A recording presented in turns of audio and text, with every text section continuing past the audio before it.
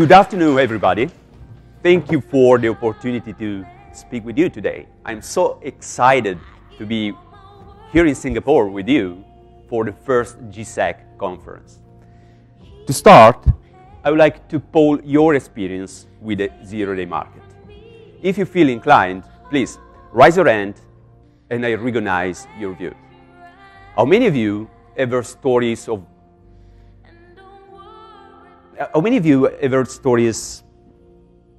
of defection, betrayal, or extortion in the zero-day market? Anyone? And how many of you expect to face any of those obstacles in the future? Well, this next talk deals with such situations. And for those of you who never heard such stories, and for everyone else too, I have one to share. Jonathan Stewart has a freelance job, a family, and lives in a Phoenix suburb featuring stucco houses and manicure lawns. Back in 2013, after spending one of his workdays in Redmond, Jonathan was poking around on his own when he stumbled into a vulnerability in iOS 7. Jonathan's security career is old enough to remember when his colleagues were paid zilch, nothing, or offer a tiny token for finding vulnerabilities and writing an exploit for them. Tells about this discovery to a few friends, because he can make some extra cash from his work, and he already did in the past. Meet Ty.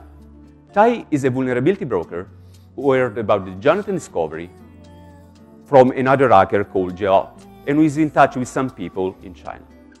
The plan is to take the Jonathan discovery, let Geot write an exploit for it, and sell this as a package deal to the Chinese businessman.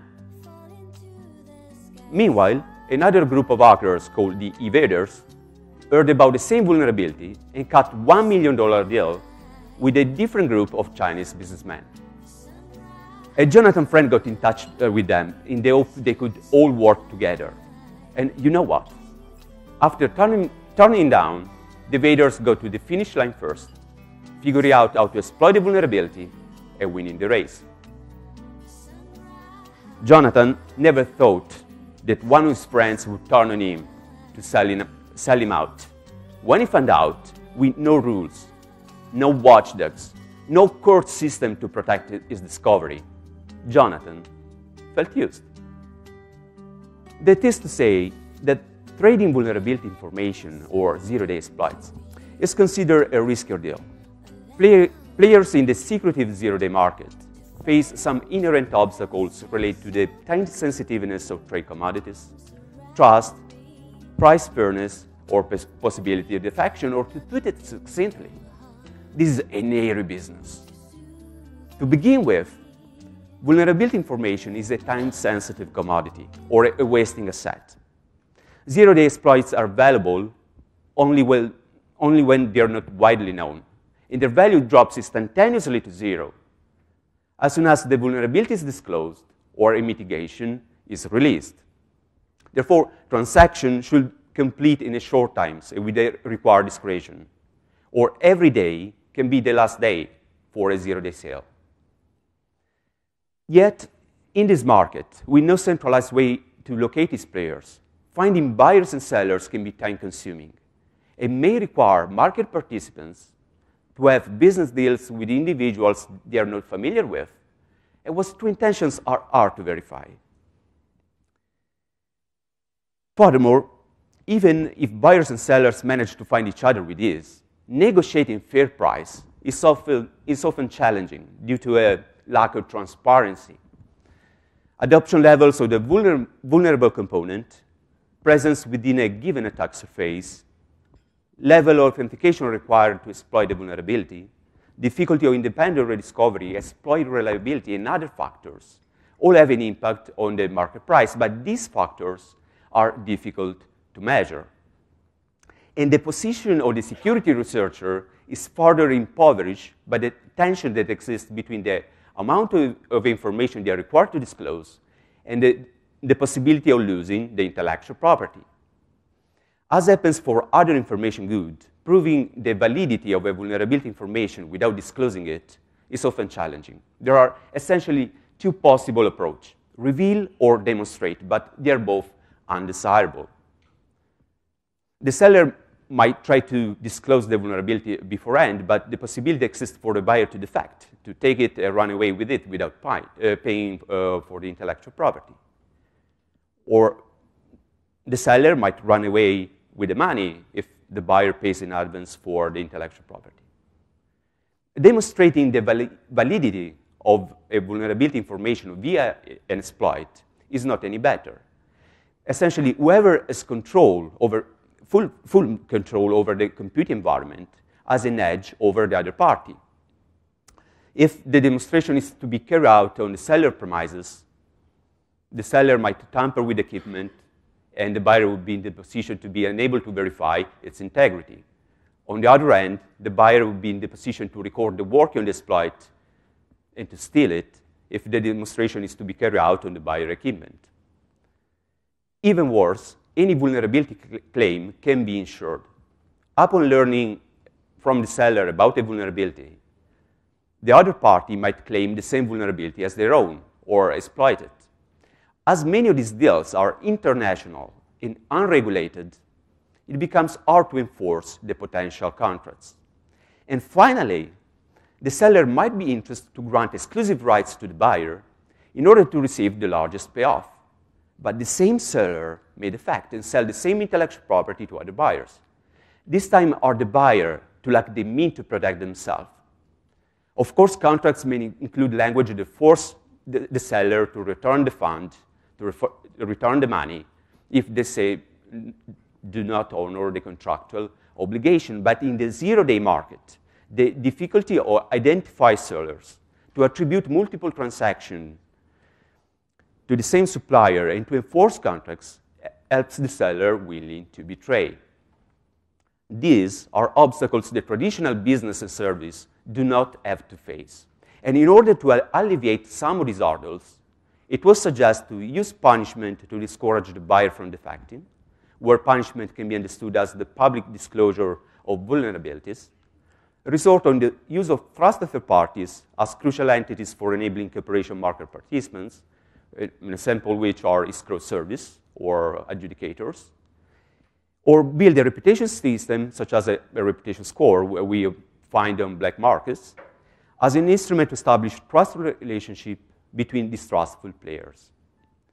Today, I will tell you about the first results about extortion cooperation in the zero-day market through the lens of game theory. Now, theory is boring, you might say, and precisely because it's boring. I went through this, so you don't have to.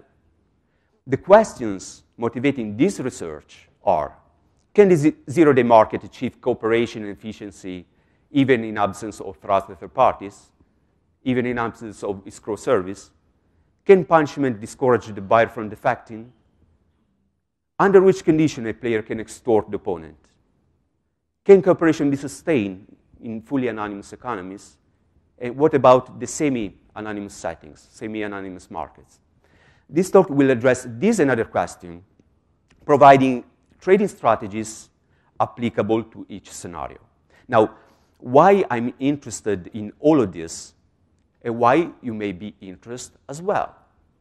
I work at the intersection of software security and security software, exploring and trying to contain the space of unanticipated state. The choice of my career was dictated by a dream. I dreamed that software manufacturers have the incentive to build security into their products. I dreamed that users have the instruments to hedge against the information security risks they are exposed to. I dreamed the security researchers have efficient means to capitalize on effort in their security analysis. But that's just me. I'm a dreamer. The reality is the current economic, regulatory, and legal incentives are misaligned, distorted, or ineffectual. What we observe today is what economists call a market failure. And a market failure is about the inability to self-correct. Software manufacturers will not forgo market shares. Software users will not forgo features that translate in greater complexity and a greater attack surface. And attackers will not forgo attacking tens or millions of vulnerable systems. how to invert this market, how do we change. I'm on the record for founding BWise, the first information security prediction market. This was my contribution towards establishing the required incentives. While I didn't succeed so far, there is still hope in me that we can improve our global security posture. And in order to understand the market forces behind the zero-day market and the needs for our community, I turn my attention to the dynamics of this economy. Understanding the emergence, sustainability, and breakdown of cooperation in the zero-day market is increasingly important. As our society grows more interconnected, it becomes more interdependent within itself.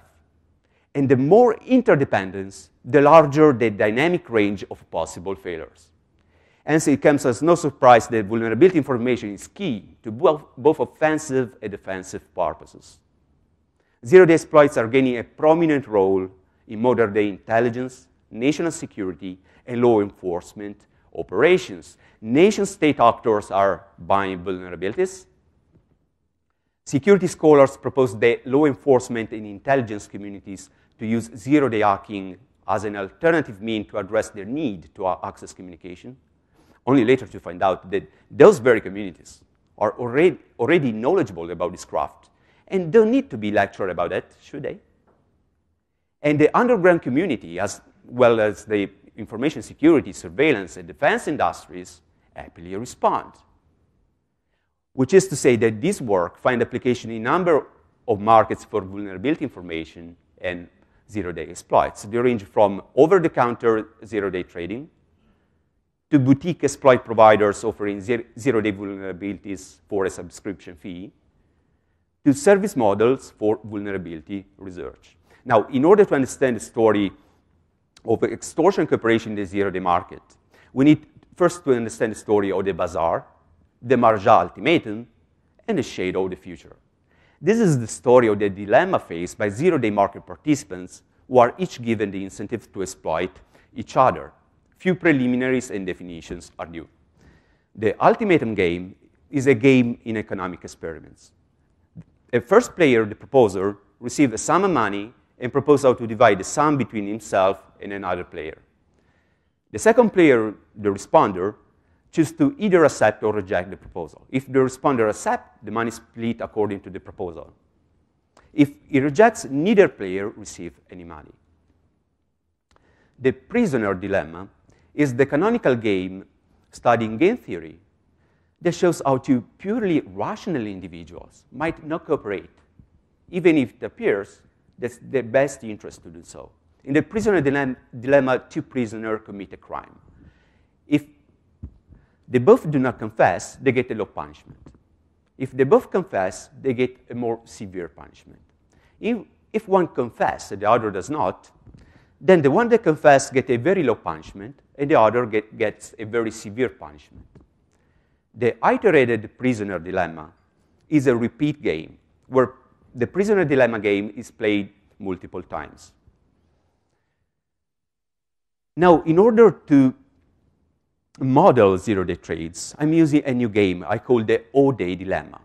And the O-day dilemma game works as follows. There is a zero-day seller and a buyer.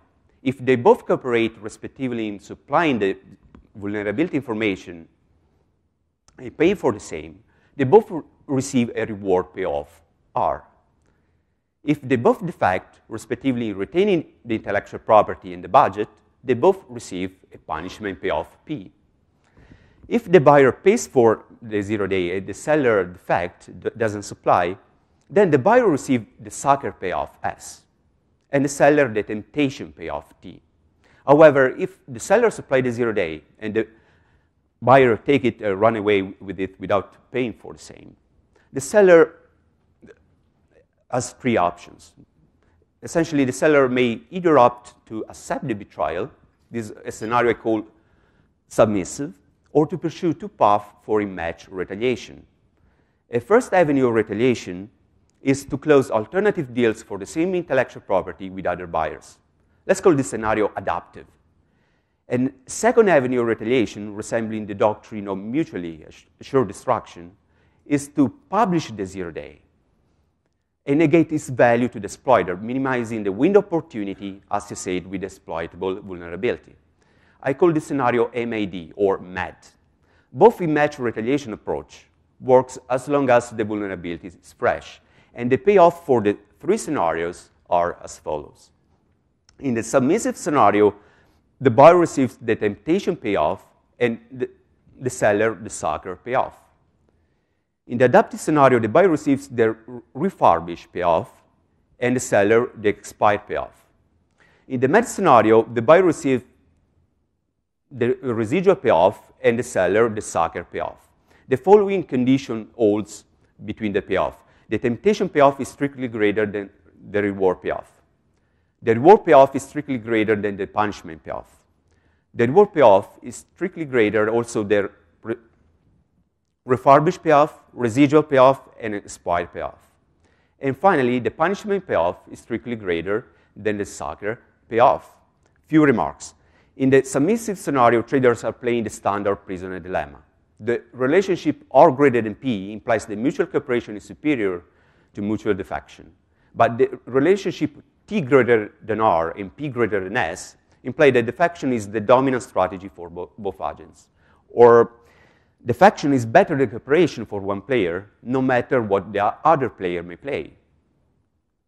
In the adaptive scenario, too, neither the buyer nor the seller have a dominant strategy.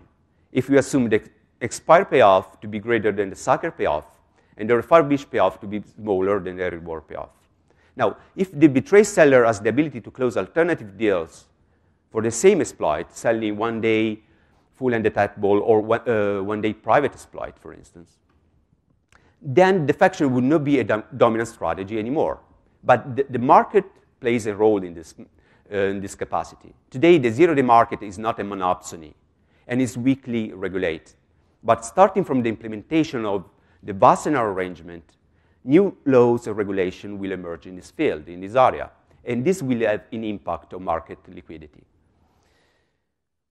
The MAD scenario is a variant of the standard prisoner dilemma, where the seller has the ability to negate the buyer the temptation to defect. He does so by making sure that temptation payoff approach the punishment payoff. Hence, defection is not a dominant strategy for the buyer anymore. Now, if factors such as market liquidity, export trade regulations, mean time to close a deal, prevent the adaptive retaliation approach from being undertaken, then the seller should consider disclosing publicly the zero-day. By doing so, she will not make herself worse off. She was going to get the sucker payoff anyway. Pretty the other way around. The seller will reduce the buyer incentives to defect in the first place. Now, to this end, it's important for the zero-day seller to have an efficient means for doing full disclosure. Full disclosure not for the sake of bragging rights anymore, but for modern-day brinkmanship. In fact, as faster the disclosure of the vulnerability, as shorter the window opportunity to the exploiter, and the smaller the residual payoff. Now, since July 2002, the full disclosure list experienced a fair share of legal troubles along the way. And in a market that will likely witness more laws and regulation in the upcoming years, posting on a mail list may translate in an OPSEC failure if proper steps are not taken to ensure the anonymity of the submitter. All of this is to say that I would not be surprised to learn about the existence of an all-day disclosure platform. Researchers could use it for doing full disclosure. Players in the zero-day market could use it to retaliate against the buyer who defect. And insiders would turn to it to expose the secretive trade in intrusion and surveillance technologies. Dub it Whistle Day or Zero Leaks, if you like. It's worth to note that as long as the seller doesn't play in the submissive scenario, the buyer is not better off defecting. Therefore, in the one-shot sequential game, cooperation is possible if the seller moves first and retains the ability to punish the buyer who defects. But if this is not possible, if this is not the case, then the rational outcome is the action profile of mutual defection. The dilemma then is that the mutual cooperation yields a better outcome than mutual defection, but is not rational outcome because the choice to cooperate at the individual level is not rational from a self-interest point of view.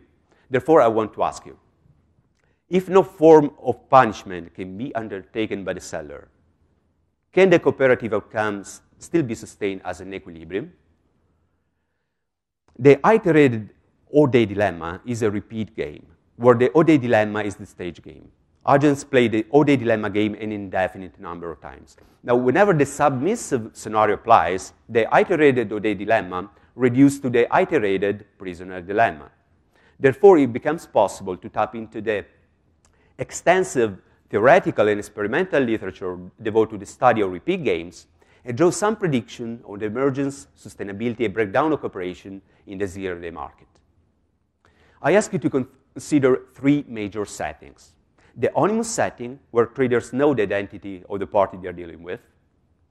The anonymous setting, where trades takes place among strangers. And the semi-anonymous setting, where either the buyer or the seller is anonymous. Now, since the Robert Oman work published in 1959, it has been well known that two rational individuals facing each other in an indefinite number of times can sustain the cooperative outcome. But more recently, William Press and Freeman Dyson show how to purely change the viewpoint in this game by showing the power granted to a sentient player, or a player with a theory of mind. A theory of mind is a poetic way to say that the player realizes that her behavior can have an influence on the opponent's strategy. Press and Dyson introduced a new class of strategies called zero-determinant strategies, able to enforce a linear relationship between the two player scores. Now, zero-determinant strategies have far-reaching consequences for zero-day traders. If one trader is aware of zero-determinant strategies, but the opponent is an evolutionary player, then the former can choose to extort the latter. A player is said to be evolutionary if she possesses no theory of mind and simply instead seek to adjust her behavior in response to whatever the adversary is doing. And extortion strategies grant a disproportionate number of IPF to the extortionist to the expense of the victim. But it's the victim's best interest to cooperate with the extortionist because she's able to increase her score by doing so.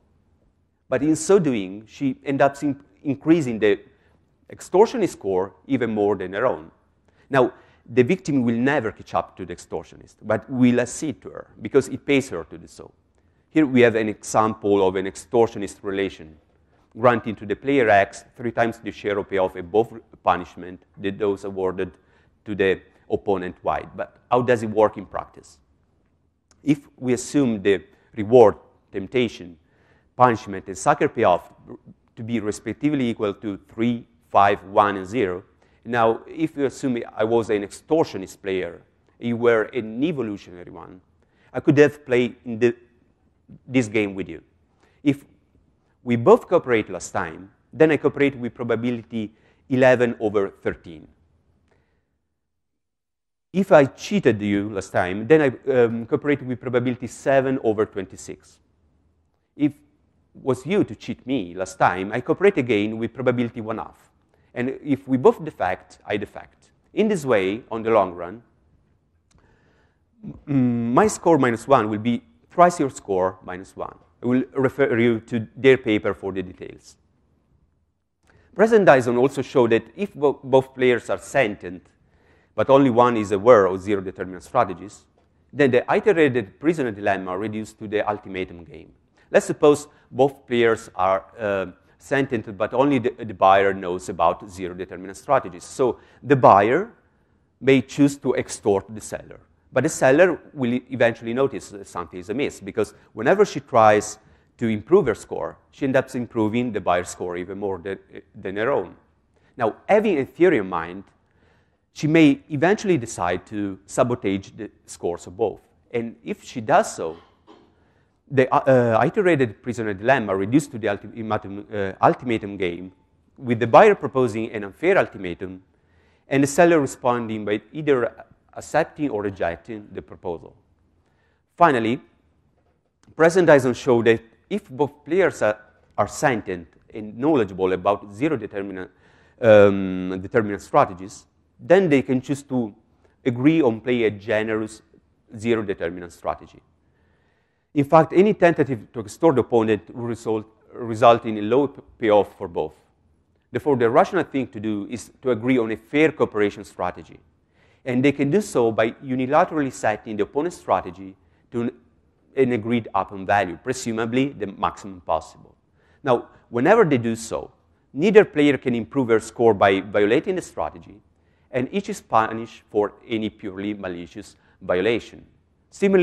Similarly to what we saw for the extortionist relation, here we have a general strategy, granting to the player X 2 times the share above a reward than those awarded to the opponent Y. In practice, if we assume the same payoff as we did before, 2 players knowledgeable about zero determinant strategies can follow this game. If they both cooperate, then they keep cooperating. If the player X cheated Y last time, then X cooperate with probability 8/10. If Y cheated X last time, then X cooperates with probability 3/10. And if they both defect, X cooperates again with probability 2/10. On average, on the long run, the score of X minus 3 will be twice the score of Y minus 3. But all the results cited so far apply only when market participants have the ability to identify the party they are dealing with. Identification is required to ascribe past action to the same market participant and to choose strategies according to the outcome of past interaction. But nowadays, there are a number of black markets where traders are anonymous. Therefore, it's natural to ask, is cooperation possible in anonymous zero-day markets? Do you believe it is? If yes, which institution for monitoring and enforcement promote cooperation in this setting? In an experimental study on anonymous economies, Gabriele Camera and Marco Casari found out that cooperation is high and increasing with experience, and observed also a low degree of cooperation where subjects see aggregate outcome without observing identities, as might result from discussing trading experience on anonymous fora. More interestingly, they observe also that a costly personal punishment significantly promotes cooperation. In experimental treatment, subjects were given the possibility to observe actions and outcome of their game and to inflict at a cost a loss in the earnings of their opponent. Camera and Casari did so by adding a second stage to the one-shot game. And this second stage resembles in full the adaptive and mad scenarios in the O'Day dilemma. Therefore, their result applies also in our setting. In the same treatment, players who observed the opponent, the fact, sometimes employed personal punishment, which is to say, immatch retaliation, while staying in cooperative mode in the following periods. And they collect extensive evidence showing that players show preference for immatch retaliation over the informal retaliation. And this form of punishment was also found to be efficient because the defectors who had been punished by a cooperator were more likely to cooperate in the following periods. Therefore, personal punishment can be understood as a public good. On the one hand, it significantly promotes increased cooperation. On the other, the subjects that benefit the most are cooperators who punish little or not at all. Now, for the sake of completeness, let's turn our attention to semi-anonymous zero-day markets. This is a scenario documented by the recent Hacking Team leaks. According to the leak documentation, the co-founder and chief technology officer of the Milan-based company was approached in March 2014 by an anonymous zero-day seller proposing a Windows local privilege escalation exploit and some research services. Now, called upon by the chief technology officer for an opinion, the chief operation officer recommended against closing any deal with anonymous individuals and reaffirmed that accreditation is of essence. Therefore, I want to ask you, was the chief operation officer intuition correct? Can Hacking Team trust anonymous zero-day sellers? And if you were in their place, would you have trust in an anonymous seller with supplying an ODay? My answer to these questions are a corollary to the analysis above. In particular, if one party is anonymous, the onymous counterpart, has no ability to know if she already had any deal with that market participants. Therefore, the latter can benefit from being sentient and is forced to choose her strategies as an evolutionary player would do. This means that the anonymous party, if the anonymous party is knowledgeable about zero-determinant strategies, can choose to extort the opponent. And this is very interesting because it shows that while cooperation can emerge in fully anonymous economies, extortion can proliferate in semi-anonymous markets. All of which is to say that the intuition of the chief operation officer in Hacking Team was quite correct. Therefore, today I have some good news, a cautionary note, and some recommendation to all-day traders. These are the key takeaways I would like to leave you with for today, so please bear with me for 1 minute longer. To sum up, the zero-day market can achieve cooperation even in absence of trusted third parties, even in absence of escrow service or adjudicators. Cooperation can be sustained even when traders are anonymous. And punishment is an effective instrument to discourage traders from defecting. But be careful, it's possible to get extort if the adversary knows about zero-determinant strategies, and we simply seek to adjust our strategy to maximize our own profit. Therefore, the 6 recommendations I have today to all-day traders are the following. First, do not deal with anonymous traders if you cannot ensure your own anonymity. Second, discourage defection by practicing brinkmanship or casting the shadow of the future in every decision of your counterpart. Third, respond. Consider punishing defection to promote cooperation. The seller can do this by closing alternative deals for the same intellectual property for the same 0 day, or publishing the 0 day if the opponent defects. Fourth, let the seller supply the vulnerability first if interest in one-time deal. Fifth, learn about zero-determinant strategies if playing in an onymous market.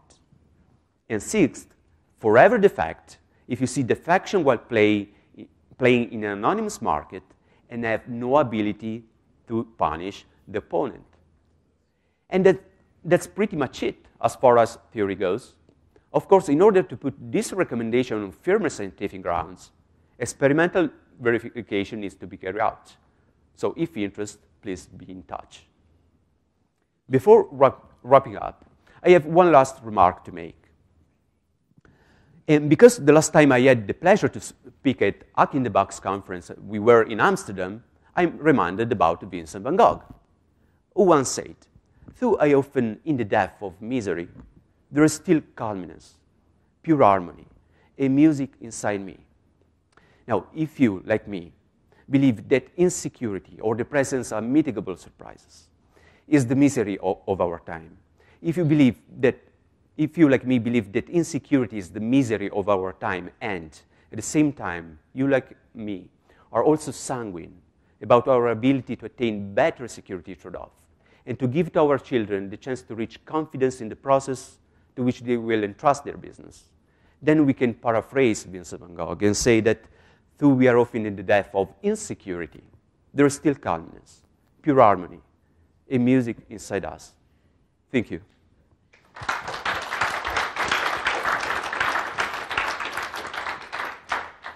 Thank you, Alfonso. Questions from the floor? Here you go.